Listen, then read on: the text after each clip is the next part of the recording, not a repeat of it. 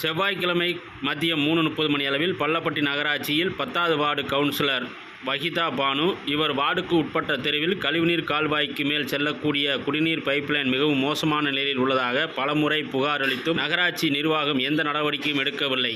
காலதாமதம் காலத்திலே வந்தனர். அதனால் இன்று கோபமடைந்த அவர் நேரில் சென்று பார்த்தபொழுது பைப்லைன் மீது டேப் ரோல் சுற்றி சரி செய்யப்பட்டதாகவும் மிகவும் கோபத்துக்குள்ளானனர். இதனால் நகராட்சி மீது துறை ரீதியாக நடவடிக்கை எடுக்கப்படும் என அதிகாரிகளை எச்சரித்தார். டிச்சில் பைப்பு கிடக்குது, அங்கே எல்சி பைப்பு உடஞ்சி கிடக்குது.